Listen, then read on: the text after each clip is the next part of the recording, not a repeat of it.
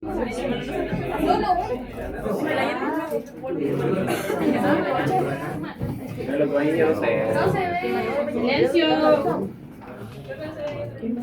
Que lo hago por sus compañeros, porque casi siempre que escribo algo no ven nada.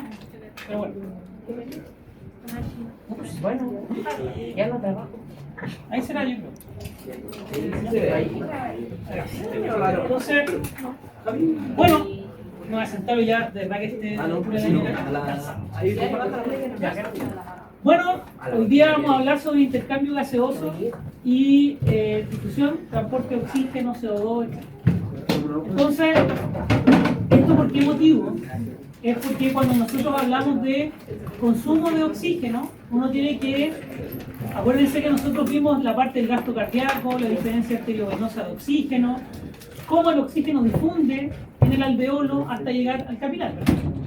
Pero no es solo el intercambio gaseoso a nivel del alveolo capilar, sino que el capilar tejido. Es decir, cuando toma el oxígeno la hemoglobina en el glóbulo rojo y lo lleva hasta el tejido y lo libera. ¿Ya? Entonces, primero hablar sobre la ley de difusión. Entonces, según la ley de Henry, porque esto es importante respecto de lo que uno entiende por presión de oxígeno. ¿Ya? Ustedes saben, ¿verdad? Nosotros tenemos cierta presión de oxígeno en el aire, ¿verdad? ¿Cuánto es esa? Había dicho 9.8. Ese es el porcentaje de oxígeno, pero ese es el porcentaje de oxígeno. ¿Cuánto es la presión de oxígeno? 0.9. No. Ese es el porcentaje, no la presión. Lo había anotado, pero... Si por ejemplo, si saben que hay un 21% de oxígeno en el aire, tendrían que saber cuánto es la presión atmosférica, ¿cierto? ¿Cuánto es la presión atmosférica? Eso no es la... ¿Quién dijo eso? 760 aproximadamente. Por lo tanto, para saber la presión, tendrían que calcular el 21% de 760 y ahí tendrían la PO2, o sea, la presión de oxígeno. ¿Ya? Y voy a colocar acá. 760, Ajá. 21%. 159. 159. Más o menos. Bueno. Hay más o menos 159 milímetros de mercurio de oxígeno. ¿Ya? Pero el oxígeno tiene un peso molecular, o sea, no es que el oxígeno no pese nada, tiene un peso molecular. Y si uno calculara, ¿verdad?, el peso molecular del oxígeno, o sea, la cantidad de oxígeno que hay en el aire, ¿verdad?, en función de su peso molecular, nosotros tendríamos cierto valor, X, ¿ya? Uno dice, bueno, ¿cómo algo que está en el aire ahora puede estar en un tejido, como puede ser la sangre? Porque tiene una composición distinta. Bueno, la ley de Henry habla sobre la solubilidad de esto. ¿Qué quiere decir esta cuestión?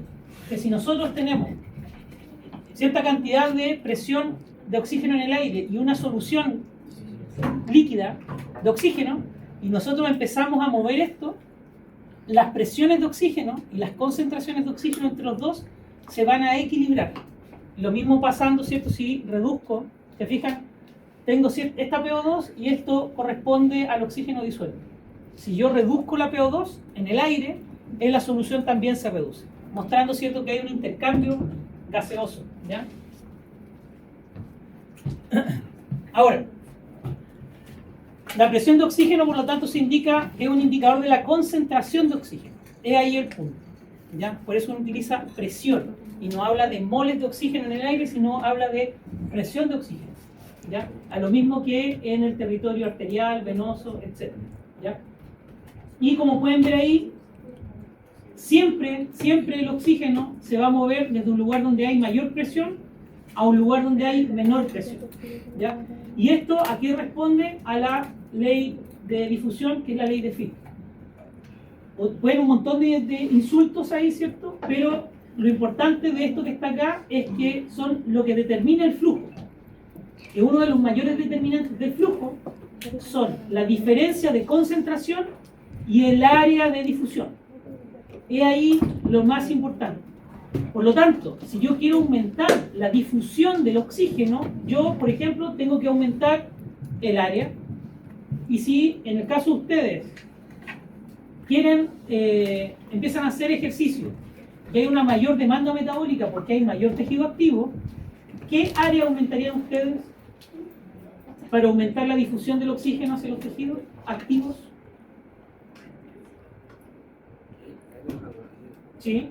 ¿Dónde hay mayor área de transporte en su organismo? La vena, arteria. Ah, ¿No? si uno abría el pulmón, era, Sí, voy a ¿se hacer acuerdan, 20, no? sí. Que uno podía tener la mitad de una cancha de tenis, ¿verdad? Por lo tanto, uno de los mayores determinantes es el área en la difusión. En la difusión. ¿Qué quiere decir esto? Que si por ABC motivo yo voy a la altura, ¿verdad? Me someto a un ambiente hipóxico, como puede ser aquí en San Pedro o Calama, reduzco la diferencia de concentración, es decir, hay menos oxígeno en el aire. Y la forma de compensar esto es a través del aumento del área. Solamente explicado por la ley de Fick. Por lo tanto, entendiendo esta ley, en teoría, lo que uno hace cuando está en la altura y se reduce el oxígeno es hiperventilar. Y al hiperventilar, usted aumenta el área de difusión, compensando esto de acá. ¿Ya? Por ejemplo, ¿quién, cuando Chile, ¿a quién le gusta el fútbol acá? Bueno, ustedes han visto que la gente cuando va a jugar a La Paz se va a adaptar a Calama, ¿cierto? Sí. Muchas veces, ya, eso no sirve de nada, el artículo dijo, no sirve de nada ir 3 días, 4 días, no hay adaptaciones en tan poco tiempo, ¿ya? No hay adaptación a nivel de hemoglobina, no, básicamente no sirve mucho, ¿ya? Lo hacen más como, no sé, regionalizar, digamos, la selección chilena de fútbol. Probablemente vaya por ese lado más que por un beneficio fisiológico que prácticamente no existe. ¿Ya? ¿Por qué motivo? Porque Calama es muy bajo. Es muy bajo para que el sistema compense. Si ustedes van a Calama, probablemente van a sentir su garganta un poco más seca, porque es un aire más seco. Pero no necesariamente van a tener el reflejo de hiperventilar, porque la presión parcial de oxígeno no baja tanto, no baja lo suficiente para que se active, ¿ya? Por lo tanto, ir a Calama no contribuye mucho en realidad a la adaptación en estos futbolistas que se van a entrenar a Calama. La verdad, no sirve mucho, ¿ya? Más sirve, no sé, pues, meterse en esta cámara hipobárica que tenemos nosotros, ahí le sirve más, porque podemos simular 5.500 metros, no 2.000 y tal, 2.300 como hasta Calama. Dígame. ¿No hace igual referencia al tiempo que pasan, no sé, en la ciudad? Porque si hablamos de 2 a 3 días, el cuerpo no se adapta a ese ambiente. No se adaptan. Aunque pasen más tiempo, tendrían que pasar meses para que recién aumenten sus niveles de hemoglobina y así tener más capacidad de transporte de oxígeno.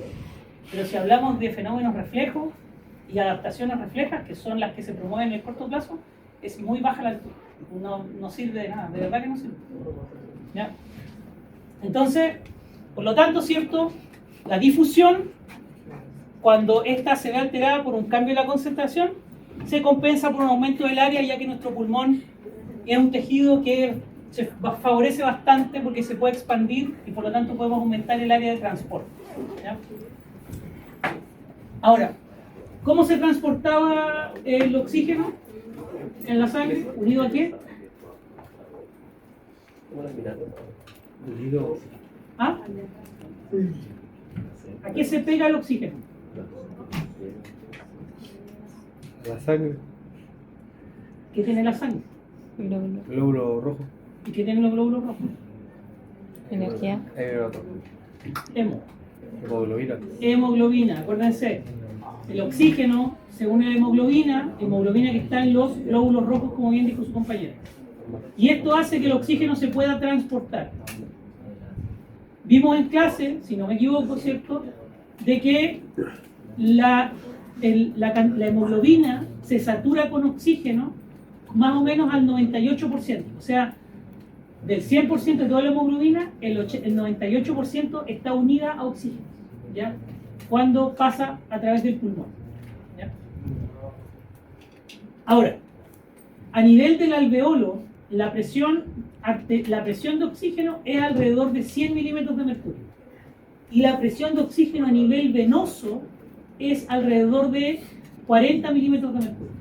Por lo tanto, tenemos 60 milímetros de mercurio en donde nos podemos mover y la hemoglobina se puede saturar con oxígeno, ¿ya? Como aparece ahí, ¿ya? Ahora, a nivel arterial, en realidad no es 100 milímetros de mercurio, sino que es como 96 más o menos, ¿ya?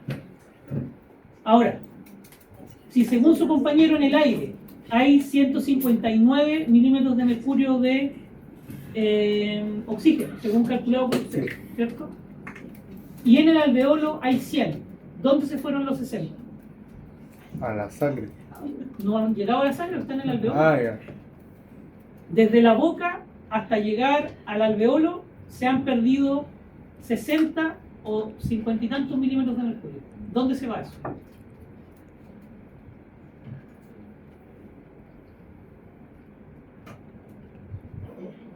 ¿O dónde creen que se va? Hipoteticen. Antes de llegar al alveolo, ¿qué nosotros tenemos acá? La faringe y la laringe. Ya, que son vías de qué cosa. Respiratoria y de Vías respiratorias, alimentación. pero son de Digestiva, ahí conducción o intercambio. ¿Cómo? De nuevo, profe. De conducción. De conducción. Sí. Las vías aéreas superiores son de conducción, ¿cierto? No son de Sí. intercambio, ¿verdad? Claro. Ya. Hay una cosa interesante que se da a este nivel, porque la reducción de la presión de oxígeno se da por un desplazamiento del oxígeno por agua. Las vías aéreas superiores están humedecidas y la presión hidrostática hace que el oxígeno se reduzca. Por lo tanto, a nivel, digamos, ambiental tenemos 159 milímetros de mercurio. Los 59 milímetros de mercurio se van en las vías aéreas superiores, quedamos en 100, después 96, después 40. Y tenemos una diferencia de presión, ¿cierto? Si nosotros vamos a la altura, la presión ambiental, la presión del oxígeno en el aire se reduce y por lo tanto se reduce la pendiente. Es decir, ya no tenemos, imagínense, como yo creo que les dije en las primeras clases, las pendientes dependen, ¿cierto?, de la altura en la que están, ¿verdad? Si hacemos el experimento de física clásico, ¿verdad? Ponemos una bolita acá, ponemos, aquí va a llegar, dejamos soltar la bolita, va a caer a cierta velocidad. Si esta bolita está un poco más arriba, va a caer a una velocidad mayor porque la pendiente es mayor. Al ir a la altura, básicamente lo que uno hace es reducir la pendiente.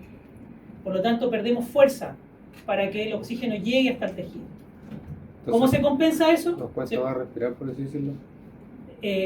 Uno se esfuerza más en respirar. En respirar, ya. Pero ¿por qué uno se esforzaría más en respirar? A través de la ley de Fick, que es lo que vimos recién. ¿Qué es lo que aumenta? Tiene que haber mayor cambio de mayor presión, por lo tanto uno tiene que generar más fuerza, más viento. En realidad lo que hace uno es aumentar el área, Ya. que fue lo que le acabo de decir. Se aumenta el área, más difusión. A lo que voy yo es que lo que nosotros por lo general hablamos en fisiología respiratoria, adaptaciones a la altura, se explican muy bien con esto, con esta formulita.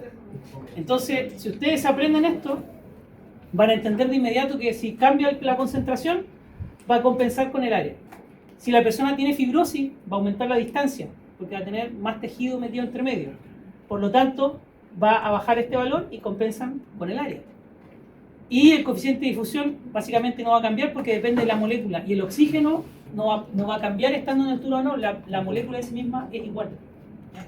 Por lo tanto, es el área la que compensa estos cambios, ¿ya? A nivel respiratorio. Y bueno, respecto de la PCO2, como pueden ver acá, a nivel venoso es 46 milímetros de mercurio y a nivel de alveolo es 40 milímetros de mercurio. Por lo tanto, salen 6 milímetros de mercurio, ¿ya? A través, ¿cierto?, del pulmón. Por lo tanto, uno ingresa oxígeno y elimina CO2.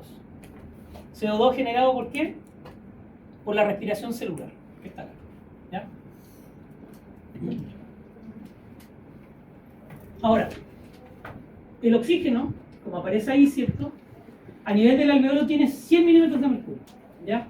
Y la sangre venosa tiene 40. Por lo tanto, tiene una diferencia de 60 para salir. 60 milímetros de mercurio de compensación, ¿ya? Y este puede, digamos, llegar hasta el tejido. Y bueno, Y aquí viene una parte más complicada, por si acaso, pues, que es lo que estamos hablando. Y si nosotros vamos a ver la distancia a lo largo del capilar, representada como un 100%, ¿qué quiere decir esto? Imagínense que aquí está el alveolo y aquí está pasando el capilar, ¿cierto? Con los glóbulos rojos, ¿ya? Y el 100% del capilar está representado por esto. ¿Se entiende? Este es el 0 y este es el 100%. Este es el 100% del capilar que tiene contacto con el aire a través del alveolo. ¿Se entiende? ¿Se entiende o no se entiende? Sí. Ya. Entonces, la figura aquí nos muestra que como tenemos una diferencia de 60 milímetros de mercurio, para que la sangre, para que los glóbulos rojos queden, digamos, saturados completamente con oxígeno, basta que llegue más o menos al 20% del largo del capilar. ¿Qué quiere decir esto? Que este glóbulo rojo que va avanzando a este punto ya está lleno de oxígeno. Aquí ya está lleno de oxígeno. Estos vienen con poco oxígeno, pero ya avanzando hasta acá ya están llenos. Por lo tanto, es sumamente eficiente, ¿ya? ¿Qué pasa si en este caso yo aumento, esta es la capacidad normal, aumento la capacidad de difusión al doble o la reduzco a la mitad? Si la reduzco a la mitad, lo que yo obtengo es que ya ahora ya no se satura en el 20%, ¿cierto? Sino que ahora se empieza a saturar en el 50%. Sigue siendo bastante eficiente. Sigue, por lo tanto, si yo reduzco la difusión, sigue igualmente compensándose, ¿ya? ¿Cómo se reduce o se aumenta la distancia? Para... La capacidad de difusión, la capacidad. aumentando el área.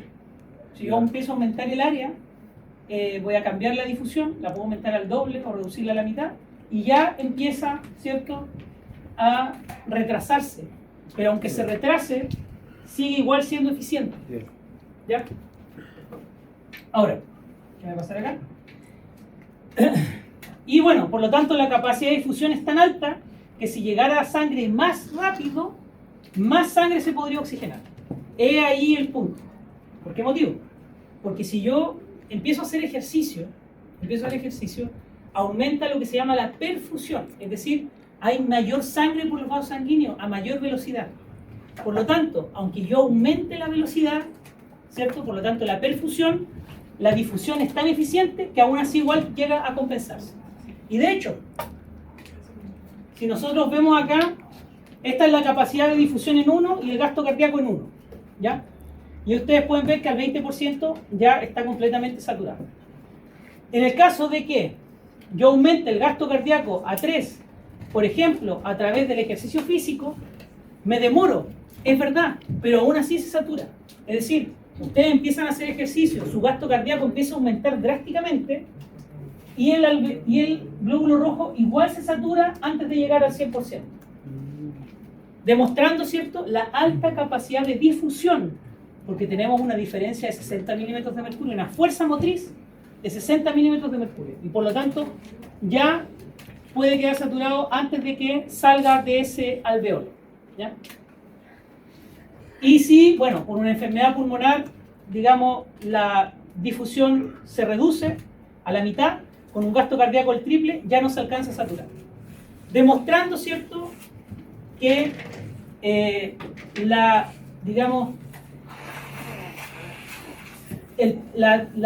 el paso del oxígeno, ¿cierto?, hacia el tejido depende de la difusión, no así de la perfusión, ¿ya? A diferencia del CO2 que lo vamos a ver a continuación. Ahora, ¿qué pasa si nosotros vamos a la altura y la diferencia ahora se reduce? Es decir, ya no estamos en 100, sino que estamos acá en este punto. ¿Qué esto ocurre? Esto ocurre más o menos en La Paz. Esto le ocurre a los jugadores en La Paz. Ya, de inmediato la persona que va a La Paz y compensa, su sistema compensa, en reposo solamente, tiene al 50% del tamaño del capilar, digamos, se satura completamente. Es decir, si la persona hiperventila, normal, al 50%. Pero si esa persona hace ejercicio sin tener ninguna patología, no alcanza a saturar completo. Y si no alcanza a saturar completamente, significa que llega menos tejido, menos oxígeno a los tejidos, porque se satura con menos oxígeno la hemoglobina. No alcanza a saturarse. Por lo tanto, ¿cierto? En este caso, como aparece acá, ¿verdad? En ejercicio, en condiciones de reducción de oxígeno, digamos, se ve altamente afectado. ¿Por qué? Porque se interfiere con el fenómeno de la difusión. ¿Ya? Díganme si lo entendieron, si no lo repito. ¿Sí? No hay ningún problema. Ya. Como les había mencionado, en condiciones normales, si la difusión es 1, ¿Qué es el gráfico de la izquierda? O sea, los números de la izquierda. esto es la presión de oxígeno La en el presión de capilar. oxígeno, Y esto es la distancia del capilar. ya. Es decir, esto. Esta La es distancia de cuánto oxígeno. La distancia del capilar que está en contacto con el alveolo. De aquí para acá ya está fuera del alveolo, de aquí para acá está fuera del alveolo. Aquí está en el alveolo. Por lo tanto, a una capacidad de difusión de 1, al 20% ya se satura prácticamente de forma completa. Es decir, llega al 100, ¿verdad? Que era lo que habíamos visto anteriormente, ¿cierto? Antes del 20% del largo del capilar. Por lo tanto, ya se saturó completamente. Es decir, ese glóbulo rojo que vino con 40 milímetros de mercurio, de oxígeno, avanza un 20% del capilar y ya se llenó con 100. Es decir, imagínense un tubito que va algo caminando, entró vacío, al empezar nomás ya se llenó. Porque la difusión es elevada, ¿ya? Es alta. Si nosotros reducimos la difusión a la mitad, que es el que importa, a la mitad, ya no es a la empezada, sino que es a la mitad, ¿ya? Del largo del capilar. ¿Ya? Ahora, si nosotros hacemos ejercicio, ¿ya? Este es el normal, ¿verdad? Que al 20% ya se saturaba completamente. Si uno hace ejercicio y aumenta el gasto cardíaco al triple, se demora más, es verdad. Pero el oxígeno aún así termina difundiendo y termina, digamos, saturando casi al 100% la hemoglobina. Por lo tanto, el paso del oxígeno, ¿cierto?, desde el alveolo al capilar, depende casi exclusivamente de la difusión, no así de la perfusión, porque si ustedes aumentan la perfusión al triple, igualmente se satura. ¿Se entiende? ¿Ahora sí? Es decir, si tienen un tubo, y ya, hay un tubo acá, yo soy un glóbulo rojo, si paso lento, al 20% ya me voy a llenar de oxígeno. Si paso corriendo, antes de llegar a la salida, igual voy a estar lleno de oxígeno. ¿Se entiende? Sí. Porque aumenté el gasto cardíaco al triple. ¿Ya? Ahora, ¿qué es lo que le pasa a la gente cuando va a la altura? Que era lo que le quería decir. Era que en condiciones de reposo, aquí tú vas caminando lento, pero como hay menos oxígeno, yo me lleno más lento de oxígeno. Por lo tanto, llego a la mitad y recién ahí me lleno completamente.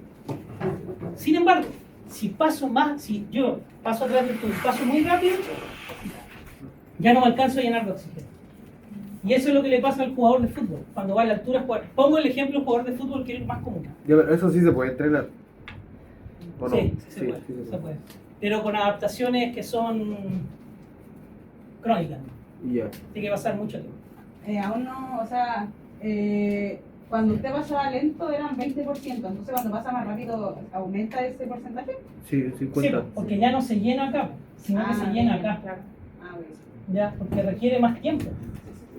¿Ya? La distancia. Exactamente. Ya no se pasó. Ya. Igual los futbolistas que no han parado ahora en Bolivia, que se juega 4.300 alturas, es posible que puedan morir por parte de Morir difícilmente, porque cuando una persona empieza a padecer fenómeno de mal agudo de montaña, que así se le llama, es un síndrome clínico, se les da oxígeno puro a través de naricera. Eso es la normativa actual. Difícilmente que se mueran. Hay demasiados controles muy raros. Ahora, ha ocurrido muerte súbita a nivel del mar, que no sé, quizás en altura lo hubiese pasado antes o no lo hubiese pasado nunca, o sea, es muy variable, ¿ya? Pero cuando una persona va a la altura tiene que sí o sí ir con oxígeno puro, ¿ya? Ustedes, si en caso que vaya a una excursión o algo así, siempre tienen que tratar de conseguirse oxígeno puro. Es bien importante porque si no tienen que bajar rápidamente. Si, por ejemplo, se empiezan a marear, se ponen cianóticos, empiezan a vomitar, bajar de inmediato. Ya hace 2 semanas se murió un alemán que era un escalador. Se murió acá en la altura, aquí en los Andes. Sí. ¿Y cuánto tiempo uno tiene que bajar? O sea, si- Cuando te pasa eso, es lo más rápido posible. Pero en teoría, si eres una persona sana y no te pasa nada arriba, igual tienes que bajar no tan rápido. Porque se sabe que eso genera arritmias ventriculares, o sea, hacia arteriales. O sea, Es como en el agua, ¿no? Se supone que uno en el agua cuando baja ciertos metros no puede subir de un golpe porque se le revientan los... o sea, es la misma lógica, pero el mecanismo Es distinto, sí. Sí, es la misma lógica, sí, pero debes bajar también lento. Ya. ¿Ya? Y oye, ¿cuándo juegan en Bolivia? ¿Cuándo juegan en Bolivia? ¿Cuándo juegan en Bolivia, Chile? Están en calamidad. Está bien, está bien, está bien. Voy a ir a ofrecer la cámara hipobárica para que se vengan para acá y no vayan para allá. Sí, ¿por qué no? Tienen cancha. Ah, es la otra. Tienen Tienen cancha, profesional. tienen la cámara, tienen un fisiólogo reconocido a nivel mundial. ¿Qué más quieren? No, se puede hacer. Profe, pero hablando ya así, ¿cuánto tiempo prolongado se necesita para que haya un Yo los cambio? tendría acá unas 2 o 3 semanas. Los haría dormir en hipoxia y los entrenaría en normoxia. Yo haría eso. ¿Qué Es lo que se ha normoxia? demostrado Normoxia, el normoxia. light high train low. Es lo más demostrado. O sea, tú les pones cama en esa cámara, ¿Ya? por último día por medio que duerman de 5 jugadores. Que duerman, los subimos a 2.000, 3.000, 4.000, 5.000, lo hacemos dormir en 5.000. No se puede innovar. ¿No? Van a dormir mal. Las primeras semanas van a dormir muy mal. Pero después de eso se van a adaptar. Ya. 1 o 2 semanas. Y listo, y con eso ya irían arriba y les aseguro que no sentirían ese malestar de la hipoxia. Pero en ejercicio. No necesariamente. Como siempre. Ese es un buen punto, porque la gente cree que tú tienes que entrenar en hipoxia para tener los beneficios de la hipoxia. Pero se ha demostrado que no es tan así. Basta con que tú duermas en hipoxia para obtener los beneficios. Por lo tanto, ¿por qué esto? Porque cuando tú estás en hipoxia, pierdes entrenabilidad. Para un deportista de élite, perder entrenabilidad es igualmente malo que Una lesión. sentirse mal. Ay, ¿Me entienden, no? O sea, si yo entreno menos, voy a tener menos beneficios, menos adaptaciones. Por lo tanto, ¿qué es lo que se propone? Duerma en altura, duerma en una cámara de hipoxia hipobárica, quédese ahí, ¿cierto? Que aumente sus niveles de hemoglobina, pero usted va a poder entrenar al mismo nivel a nivel del mar. O sea, entrena a nivel del mar, tiene entrenabilidad, no tiene que tomar pausas tan largas, pero se va a dormir a una cámara hipobárica. o sea, entrenar en una cámara hipobálica es malo, por así decirlo. No, no es malo. No es malo, pero... Pero yo como fisiólogo, yo diría, no, mejor Duerme ahí. duerme ahí ¿Eh? y entrena Entrena acá acá. porque vas a poder, no vas a hacer 3 series, sino que puedes hacer 6 series, 7 series. Ganas entrenabilidad, Ya, pero la adaptación de la altura la obtienes igual. ya. Diga, ¿Y el metabolismo se acelera? es una muy buena pregunta. En los roedores, el metabolismo cuando están en reducción de oxígeno se reduce. Los animales hibernan, por eso hibernan. Se reduce la temperatura, se reduce el oxígeno ambiental y los animales empiezan a hibernar, empiezan a reducir su metabolismo para compensar, digamos, esta reducción en el ambiente. Los humanos son diferentes, aumentan, compensando la pérdida de oxígeno, aumentando su metabolismo. ¿Ya? Pero una buena pregunta. ¿Alguna otra duda de fútbol y todo eso? ¿No? Obviamente aplicado a rugby también, aplicado... Diga. Hay una máscara que he visto yo que reduce, Ya. o sea, no deja respirar. Esto es como derribando mitos. Esas máscaras que las venden como máscaras de hipoxia, eso no funcionan así. No son de reducción de oxígeno ambiental. Las venden de esa manera, pero en realidad es publicidad engañosa porque la máscara no reduce la cantidad de oxígeno, sino que reduce el ingreso de aire. Esas máscaras se utilizan para entrenamiento de la musculatura respiratoria, pero no para reducir el oxígeno y aumentar los niveles de hemoglobina, que es lo que uno espera. No. Pero si tú quieres, por ejemplo, tener una inspiración mayor, una expiración mayor, sí te puede servir. Pero tendrías que pensar bien en qué etapa de tu entrenamiento te podría ayudar a tener una musculatura respiratoria más fuerte o más resistente, no sé. Pero como máscara de hipoxia no es real. Y les digo al tiro, el ejercicio localizado no elimina grasa. En serio. ¿Cómo? No, en serio, de verdad. Como estamos derribando mitos, eso igual es un mito, por si acaso. No era derribar mitos. De la nada. Sí, Profe, ¿y la cámara hipovárica cuánto cuesta? la que tenemos nosotros acá, como 600 millones más o menos. 600 millones. Es la única cámara de hipoxia hipovárica con esas características en el país. ¿No hay? Ah, el país. Gracias a usted. No hay otra. Acá. La única parecida la tiene la Fuerza Aérea de Chile y es una monoplaza para una persona. Entrenan pilotos de guerra de F-22 y F-16, los entrenan ahí. Lo suben en, no sé, en 10 segundos a 9.000 metros. La cámara esta es distinta, tiene un uso de investigación civil, ¿no? Yo estuve en Dayton, Ohio este año y estuve en la Fuerza Aérea de Estados Unidos y tenía la misma cámara que tenían acá nosotros.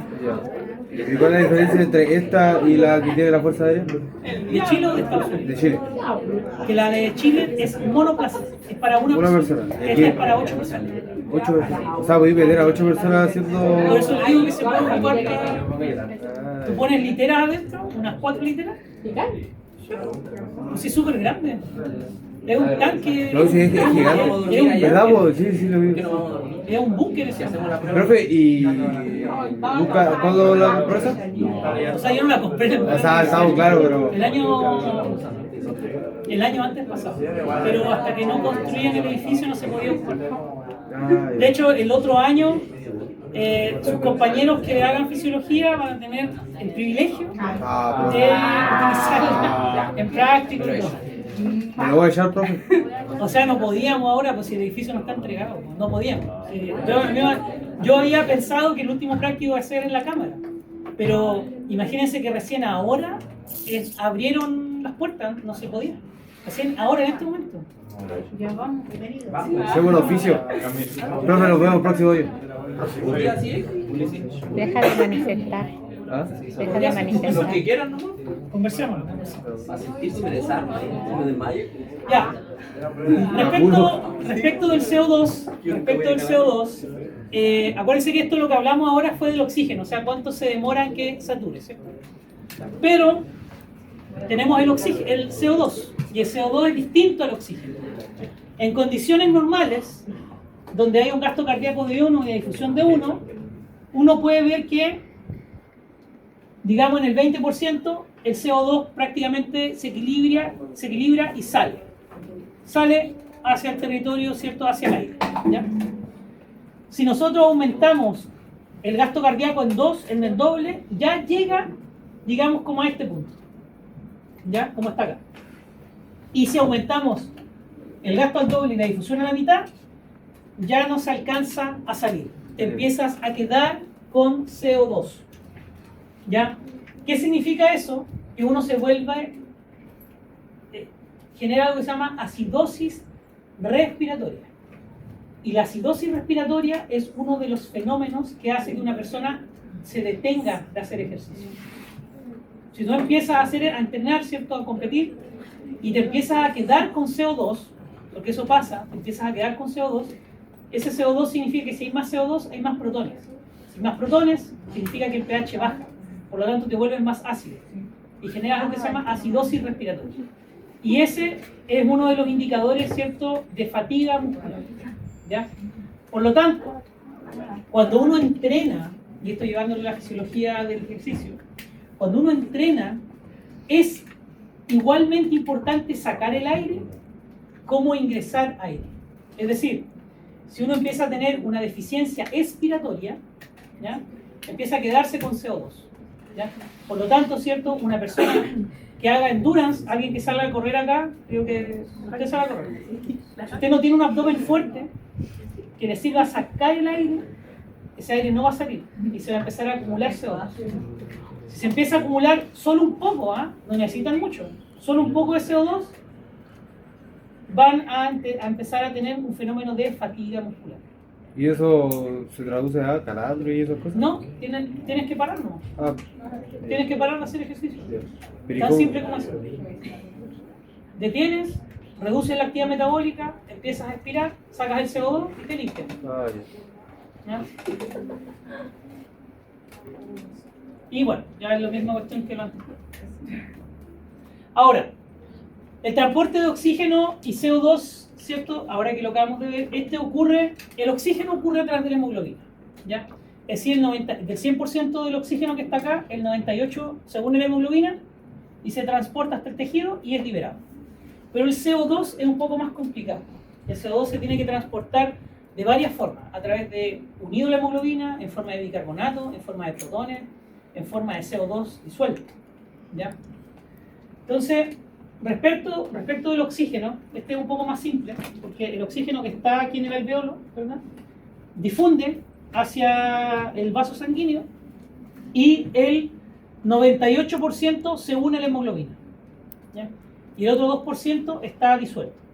Y esto viaja, literalmente viaja a través del torrente sanguíneo hasta llegar al tejido, ¿cierto? Y después es liberado, ¿ya? Entonces, ahí está la famosa hemoglobina, ahí está el grupo hemo, que tiene hierro, y este grupo hemo puede unir, en este caso, un oxígeno, y una hemoglobina tiene 4 grupos hemo. Por lo tanto, cada hemoglobina puede unir 4 moléculas de oxígeno. La mioglobina tiene 2 menos, que es la molécula que une oxígeno en el músculo, ¿ya?, y lo transporta, ¿ya? Ahora, en este caso, esta es la curva de disociación de la hemoglobina. Nosotros ya la habíamos visto, ¿ya?, en donde tenemos la presión de oxígeno y la hemoglobina saturada, ¿cierto? Nosotros, yo les decía, uno tiene una diferencia de 60 milímetros de mercurio, que estamos más o menos acá. Es decir, en este rango, uno llega a saturar desde 80 hasta 100, pero si tú te mueves en incluso en 20 o 40 milímetros de mercurio, sigue saturando sobre 90, ¿ya? Cuando uno va a los geysers, a San Pedro, está más o menos acá. Cuando uno va a los geysers del Tatio, está más o menos acá.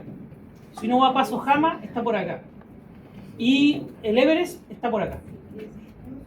Es decir, en el Everest uno recién satura como máximo el 50% del oxígeno.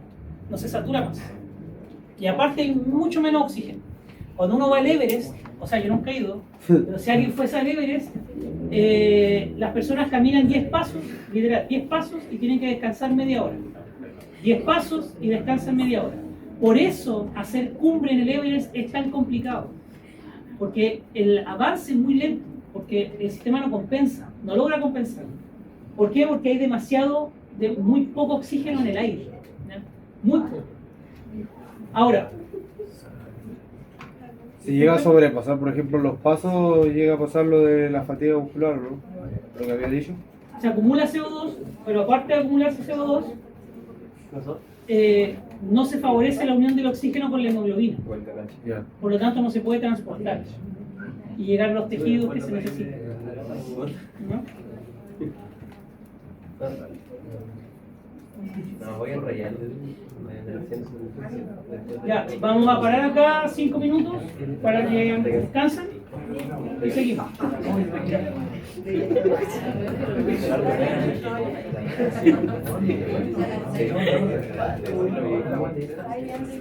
Pero ya sabía ya, se me había copiado. Ahora estoy pensando relleno.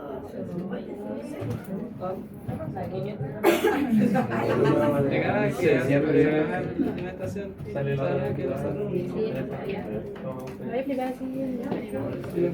¿Qué estás haciendo? Lo de democracia. Hace una tarde maestra. Gracias. Lo pusiste como en el apartado de abajo. A ver cómo lo tenés. No sé, después estoy pensando hacer algo al lado, ¿no? No, no, para ver cómo lo Bueno, manejo. abajo. Todo el relleno.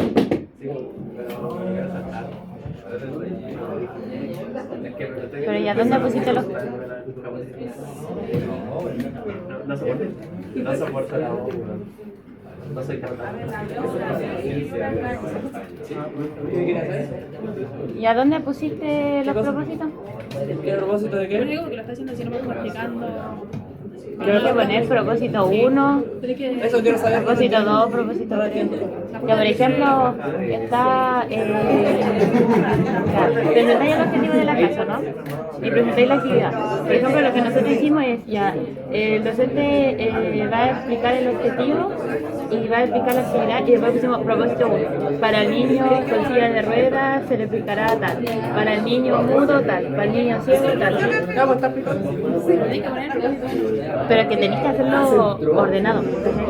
Como que estáis metiendo la actividad con el propósito y tienes que hacer como la actividad como si fuera con una persona normal. Ya, eso como propósito, ¿cómo se le va a explicar acá? Al final de redactar la... No, pero en el mismo. En el mismo, por ejemplo, en el inicio del propósito 1, el ¿Qué que... pasa si hago algo al lado? O al final de... Es que la idea es que se entienda, ¿cachai?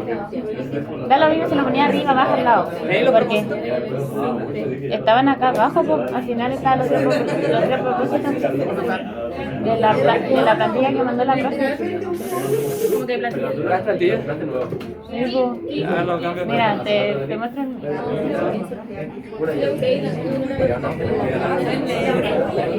Está como de 4 años. Porque nunca le gusta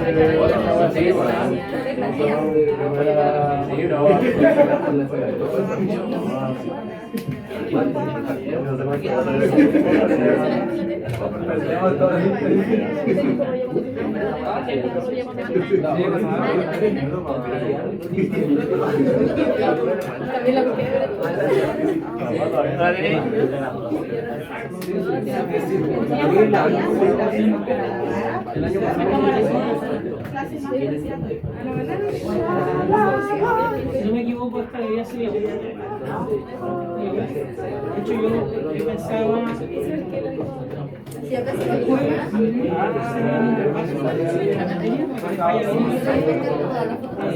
y el martes dejar de trabajar en su informe. Yo pensaba que era la mejor manera.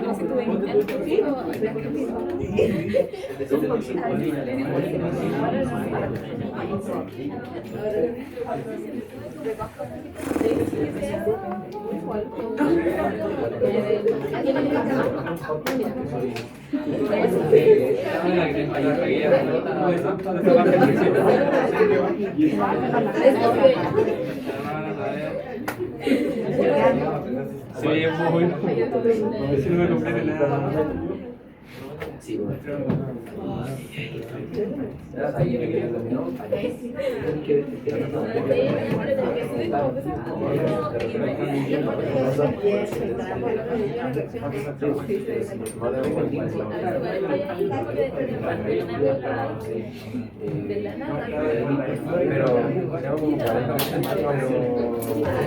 pero el otro 40 está como 100. Sí, o sea, no solamente la francía, pero va a ser como la reflexión. Y como que el maestro dijo, no, profe, entonces usted dijo, no, y empezamos a imaginar que van a tener una pizarra como entre Ya, creo que pasarlo. Vamos a seguir con esta parte de la clase. Voy a tratar de ser un poco más breve respecto del CO2 y ya para terminar. Entonces, todo lo que les he hablado responde básicamente a un componente importante dentro del consumo de oxígeno, que es la diferencia arteriovenosa de oxígeno. ¿Ya? Se sabe que en el territorio arterial hay, disculpen, voy a poner esto para no... Hay alrededor de 20 ml de oxígeno por cada 100 ml de sangre, y en el territorio venoso se sabe que en condiciones de reposo hay alrededor de 15 o 16 ml de oxígeno por 100 ml de sangre. Por lo tanto, el consumo viene a ser 4 o 5 ml de oxígeno por cada 100 ml de sangre. Si uno reduce el contenido arterial de oxígeno, por ejemplo por hipoxia, claramente la diferencia se va a ver afectada. Y por lo tanto, afectando el consumo de oxígeno del tejido. Ustedes ya saben cómo compensa, aumentando el área a través de la respiración. De hecho, yo no lo muestro acá, pero se sabe que conforme aumenta la respiración, aumenta también la diferencia arteriovenosa de oxígeno. Va aumentando. Por lo tanto, esa diferencia, ese mayor consumo, es compensado por la respiración. Y la perfusión, es decir, la velocidad con que llega la sangre al tejido, depende de qué cosa, del gasto cardíaco. Es decir, el volumen de sangre que se inyecta del corazón por unidad de tiempo. Y esto obviamente acorde a la ley de Fick. Y por lo tanto, si uno quisiera calcular el consumo de oxígeno, en este caso de un sujeto X, ¿cierto?, podríamos determinar el gasto cardíaco, que son 5 litros minuto por la diferencia arteriovenosa, y nos daría el consumo de oxígeno en reposo de esa persona, ¿ya? Como aparece ahí. Ahora, ¿qué cosas pueden afectar, digamos, la unión del oxígeno con la hemoglobina? Esto me lo voy a saltar. Disculpen. Por ejemplo, los cambios de pH. A un pH, digamos, menor, quiere decir a mayor cantidad de protones, se desfavorece la unión del oxígeno por la hemoglobina. ¿Por qué? Porque a nivel, ¿cierto?, de la hemoglobina se interfiere con la unión. Por lo tanto, ¿cierto?, la curva se desplaza hacia la derecha, como aparece acá, ya, hacia acá. ¿Ya? Voy a poner un dedo mejor porque parece que se favorece, ¿cierto?, hacia acá. Ahora, si nosotros pensamos, ¿verdad?, que uno necesita favorecer la entrega del oxígeno en los tejidos, a este nivel sirve que ocurra este fenómeno. Y de hecho el pH a nivel muscular es levemente menor que el pH arterial. ¿Haciendo qué cosa? Favoreciendo que se libere el oxígeno de la hemoglobina a nivel del territorio muscular, pero se favorezca la unión de este a nivel del territorio alveolar, que aparece acá. ¿Ya? Ahora, los cambios de la PCO2 también pueden alterar esto. ¿Qué quiere decir? Que si hay un aumento de la PCO2, es decir, de la concentración de CO2, también se favorece la liberación del oxígeno por la hemoglobina, ¿ya? Como aparece acá. Y si volvemos, ¿cierto?, a este mismo nivel, se sabe que hay más CO2 en este punto. Por lo tanto, también se favorece la liberación del oxígeno hacia el tejido, ¿ya? También, ¿cierto? Disculpen. También se sabe que un aumento de la temperatura también puede favorecer la liberación del oxígeno en la hemoglobina. Y también se sabe que la liberación de difosfoglicerato, que es un producto de la glicólisis anaeróbica, también puede favorecer la liberación del oxígeno por la hemoglobina. Por lo tanto, si ustedes tienen un aumento de CO2, un aumento de la temperatura, una mayor, digamos, producción de difosfoglicerato, y más encima cambian su pH, es decir, lo vuelven más ácido, todo eso desfavorece favorece la liberación del oxígeno desde la hemoglobina. Y justamente cuando uno hace ejercicio ocurre eso. Aumenta la temperatura, hay mayor liberación y producción de protones, hay mayor cantidad de CO2 por la respiración celular y hay mayor producción de difosfoglicerato por aumento de la glicólisis. Por lo tanto, el ejercicio por sí mismo, si uno hace ejercicio, se favorece la liberación del oxígeno hacia el tejido desde la hemoglobina, ¿ya? Por lo tanto, ¿verdad?, si uno hace ejercicio, esto se va favoreciendo, su liberación. ¿Ya? Dígame. ¿Estaba levantando la mano? ¿O estaba haciendo así? No. ¿Ya? Eso respecto del oxígeno, ¿ya? Ahora, respecto del transporte de CO2, el CO2 se transporta un poco diferente, no se transporta, digamos, solo unido a la hemoglobina, sino que es mucho más complejo, ¿ya? Supongamos que aquí está la célula endotelial, ¿verdad? Aquí está el músculo esquelético y el CO2 pasa hacia las células, ¿ya? Se sabe más o menos que el 11% del CO2 va a ir disuelto, digamos, en el vaso sanguíneo. Y este oxígeno disuelto, del 11%, de ese 11%, el 6% va a ir disuelto y de ahí el otro porcentaje va a ir en forma de bicarbonato o va a ir unido, digamos, a otras moléculas, ¿ya? Por otro lado, el 89% del CO2 que ingresa ya se va a unir, por ejemplo, a la hemoglobina, formando, ¿cierto?, este complejo de hemoglobina y CO2. Otro porcentaje va a ir, ¿cierto?, en forma de bicarbonato. Y así, bueno, como pueden ver, el transporte de CO2 es mucho más complejo, ¿cierto?, que lo que es el oxígeno. O sea, va en forma de bicarbonato, va disuelto, va en forma de protones, ¿ya? Por lo tanto, en todas esas maneras, ¿cierto?, el CO2 se puede, digamos, transportar. Y bueno, por la enzima que se llama anhidrasa carbónica, ¿cierto?, el CO2 con el agua forma ácido carbónico y el ácido carbónico se puede dividir en bicarbonato y protón. Por lo tanto, ¿cierto?, cuando el CO2 que es liberado por la actividad celular, ¿verdad?, este va a interactuar con el oxígeno, con el agua, perdón, formando finalmente bicarbonato y protón. Y los protones pueden unirse también a la hemoglobina, ¿ya?, o pueden viajar solos, ¿ya? Y bueno, voy a avanzar en esta parte porque quiero llegar a la entrega, ¿ya? Y bueno, como aparece aquí, ¿cierto?, el CO2 va a ir un porcentaje disuelto, otro unido a la hemoglobina, ¿cierto?, y otro porcentaje en forma de bicarbonato o hemoglobina que está unida al protón. Cuando llega al tejido, el CO2 disuelto, que está acá, ¿cierto?, pasa hacia el alveolo, y el otro hace una conversión inversa, es decir, primero se separa de la hemoglobina, el CO2 sale, ¿cierto?, y después, como había bicarbonato disuelto, este bicarbonato ingresa, tomando el protón, ¿cierto?, ¿ya? Y en este caso formando ácido carbónico y nuevamente agua y CO2, y ese CO2 sale. Por lo tanto, ¿cierto?, cuando uno hace ejercicio, ¿verdad?, y la liberación de CO2 a través del pulmón también genera agua. Y esa agua es liberada a través del sudor, ¿ya? Y así es como se transporta tanto el oxígeno como el CO2 en la sangre cuando uno hace ejercicio, ¿ya? Ahora vamos a pasar, deben tener hartas dudas a este punto, pero ¿alguna duda puntual ahora? Ya se entendió que durante ejercicio la misma actividad metabólica hace que se favorezca la liberación del oxígeno hacia el tejido, ¿ya?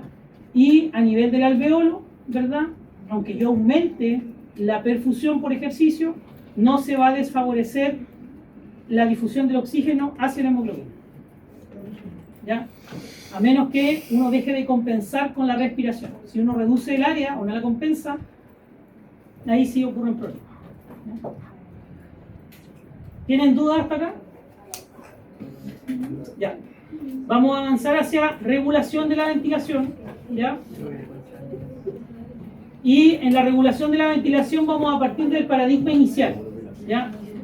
Que un organismo complejo como el de nosotros necesita dos cosas: nutrientes y oxígeno, ¿cierto?, para producir ¿qué cosa? Energía, y como genera desechos, ¿cierto?, estos se eliminan a través de las deposiciones, qué sé yo, pero también se genera CO2, y ese CO2 se va en el aire, ¿cierto? Por lo tanto tenemos una entrada y una salida, ¿ya?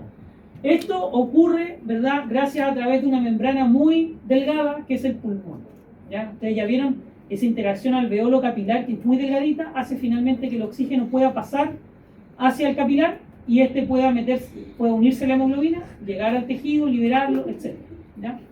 Y esto ocurre, ¿cierto?, gracias a qué cosa? Al fenómeno de la respiración, es decir, la inspiración y la expiración, ¿ya? Ahora, si por ejemplo uno hiperventilara, ¿ya?, o uno hiciera una apnea, ¿cierto?, uno podría modular la respiración, ¿verdad? Nosotros lo hicimos. ¿Y qué es lo que uno consigue con eso? Si uno hiperventila, lo que hace es eliminar CO2 e ingresar oxígeno, y si uno hace una apnea, empieza a acumular CO2 y a reducir el oxígeno, ¿ya? Por lo tanto tenemos las hipoventilaciones y las hiperventilaciones, ¿ya? Voy a adelantarme la siguiente diapo para no confundirlos más. Ahora, si uno va a los fenómenos de feedback negativo, ¿ya?, en teoría, si uno genera cambios de la PO2 y la PCO2, necesita alguien que los detecte, ¿cierto? Si hay un desbalance, tiene que haber alguien que los detecte. Y ese detector se le denomina quimioreceptor o quimioreceptores. Tenemos un centro integrador que es el bulbo raquídeo o el tronco encéfalo, que ahí va la información, y después tenemos los músculos respiratorios que vendrían a ser los efectores, compensando los cambios de PO2 y PCO2. Por ejemplo, si se reduce el oxígeno en el aire, ¿cierto? Los quimioreceptores lo detectan, la información se traduce en el tronco y uno comienza a hiperventilar.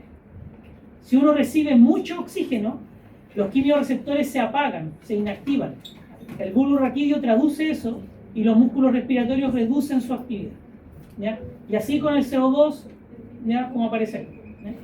Ahora, a nivel de tronco, nosotros tenemos distintos, digamos, entes que están involucrados en la respiración, ¿ya? ¿Para qué cosa? Para generar, ¿cierto?, un flujo que está acá. Una inspiración, una expiración, una inspiración y una expiración.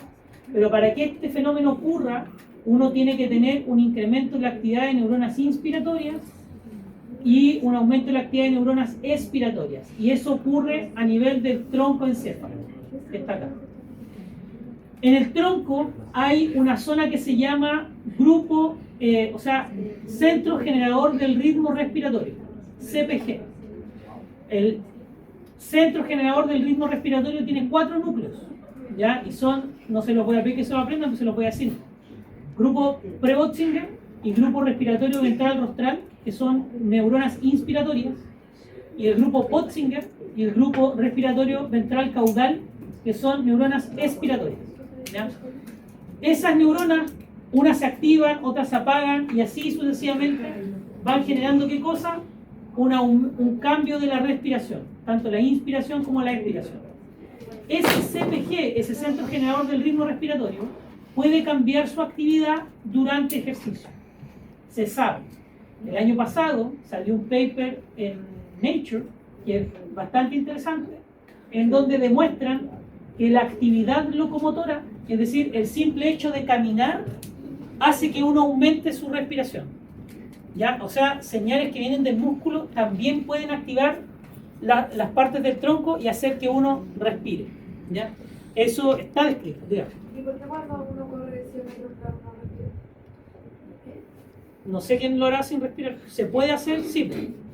Pero eso, acuérdese que la respiración tiene un control voluntario y un control involuntario.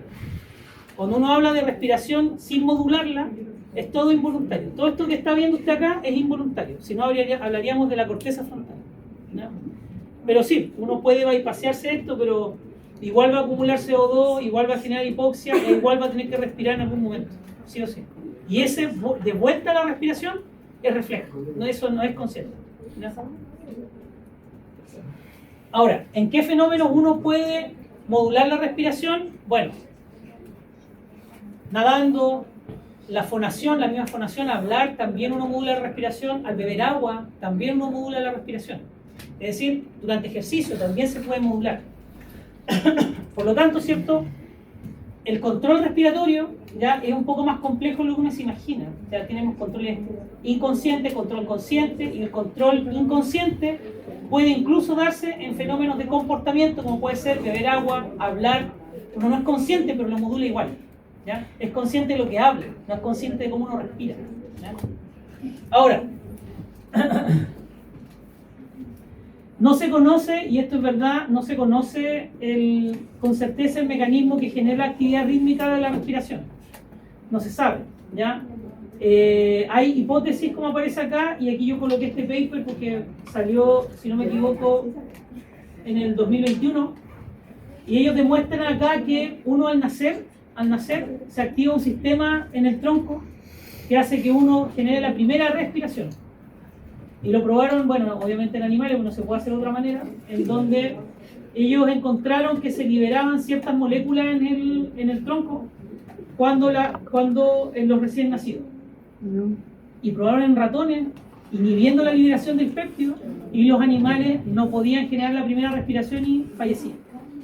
Demostrando, ¿cierto?, la importancia que tiene la liberación de este péptido o estos péptidos a nivel del tronco, ¿ya? Ahora, Los principales sensores de oxígeno son los que están acá, son los cuerpos carotídeos que están ubicados en la bifurcación de la arteria carótida común, están aquí, son dos pelotitas que están acá.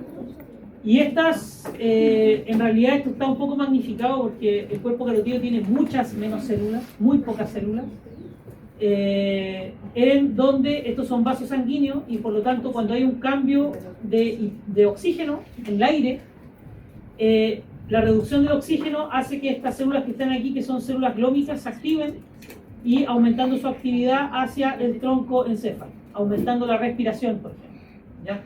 De hecho, se sabe que cuando hay una anoxia, cuando hay un fenómeno de hipoxia, las células se activan más, ¿cierto? Y esa activación hace que aumente la respiración, ¿ya? Y se sabe, y nosotros demostramos que los nadadores, digamos, de nivel por lo menos panamericano, chilenos, tienen reducción de la respuesta a hipoxia. Es decir, ellos son más resistentes a la hipoxia que lo que es una persona normal. Y bueno, se sabe también que el cuerpo carotídeo responde a cambios de pH, ya esto asociado a CO2. Sin embargo, cuando uno hace un registro de nervio con electrodos bipolares, se toma el nervio, monta el nervio en dos electrodos y mide la actividad que pasa en ese nervio, y tú colocas CO2, la actividad no es mucho mayor. O sea, se cree que es así, se piensa que es así, pero cuando tú vas a hacerlo de forma empírica no hay un mayor efecto, ¿ya? Se lo digo porque estos registros son míos y no hay un mayor aumento de la actividad. Se cree que es así, y los libros te lo dicen, pero cuando tú vas a hacer el experimento no pasa mucho, ¿ya? Y el modelo clásico de activación está asociado a la baja de O2, canales de potasio que se cierran, esto hace que la célula se despolarice, ingrese calcio y ese calcio hace que los neurotransmisores se liberen y eso finalmente genere el aumento de la respiración, ¿ya? Respecto del CO2, el CO2 a diferencia del oxígeno no se sensa a nivel periférico, sino que se sensa a nivel central, ¿ya? Ustedes, créanme que yo les voy a preguntar, todo esto que estoy hablando se los voy a preguntar. No lo iba a hacer, pero lo voy a hacer porque me parece una falta de respeto que no se callen, ¿ya? Cuando hay un incremento de la PCO2, ya como aparece acá, el CO2 aquí en el líquido cefalorraquídeo igual está la anhidrasa carbónica, tal cual como está a nivel arterial, como le había mencionado anteriormente, generando ácido carbónico y protón y bicarbonato, ¿cierto? Cuando llega a este CO2. ¿Por qué motivo? Porque los protones no son capaces de atravesar la barrera hematoencefálica, no cruzan. Por lo tanto, el CO2 es el que pasa. Y se sabe que estos protones son capaces de unirse a quimioreceptores centrales, aumentando finalmente la respiración, ¿ya? Y de hecho, si uno va a ver la actividad de neuronas respiratorias, si uno toma estas neuronas y le empieza a colocar CO2, la actividad de la neurona empieza a aumentar cada vez más, como aparece aquí. Y esto hace que finalmente, ¿qué cosa? Aumente la actividad de los centros respiratorios, ¿ya? Y si uno, bueno, reduce el CO2, como aparece acá, empieza a reducirse la actividad, ¿ya? Y una cosa interesante que se da es que conforme se reduce el pH a nivel del líquido cefalorraquídeo, aumenta la ventilación alveolar. Y se sabe que el mayor estímulo para aumentar la respiración es justamente el CO2, ¿ya? De hecho, el RCP, se sabe que cuando tú, que ya no se hace, ¿eh? Pero antiguamente tú hacías así, no era para meterle aire a los pulmones, era para meterle CO2, porque uno está rico en CO2, entonces le metías CO2, lo acidificabas y ¿qué conseguías? Que las neuronas del tronco se activen y la persona de manera refleja empieza a respirar, ¿ya? Metiendo CO2 al sistema de forma a través de uno mismo, haciendo así, ¿ya? Esto me lo voy a pasar para no complicarlo y vamos a pasar acá, tenemos un segundo, para ir terminando ahí, ¿ya? Ya. Y esto ya para terminar, los deportistas que hacen inmersiones en el pulmón, ¿cierto? Justo antes de sumergirse, lo que hacen es hiperventilar.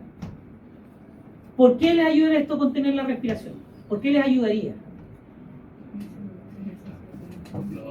Por lo del área. Si hiperventilo, empiezo a botar CO2. Si elimino CO2, ¿qué estoy eliminando? Indirectamente.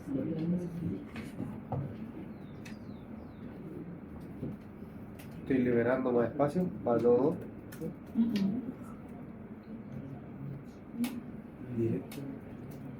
Protones, se los dije, a través de la conversión de la anhidrasa carbónica, acuérdense. ¿Ya? Por lo tanto, si es CO2 más agua, ácido carbónico a bicarbonato y protón. Por lo tanto, si yo elimino CO2, de forma indirecta estoy eliminando protones. Si elimino protones, hago que el centro respiratorio central se apague, haciendo ¿qué cosa? Que la persona pueda durar más en la apnea. Por eso los nadadores que hacen inmersión hiperventilan, eliminan CO2, eliminan protones, y al hacer eso la actividad respiratoria se deprime, haciendo ¿qué cosa? Que la apnea pueda durar más tiempo. ¿Cuál es el problema de eso? Que las personas que hacen eso no tienen ningún sistema de alarma que les indique si es que se pueden llegar a desmayar y no se dan cuenta. Y muchos han fallecido en el mar porque hiperventilan. ¿Está preguntando o levantando la mano? Ah, ya, ok.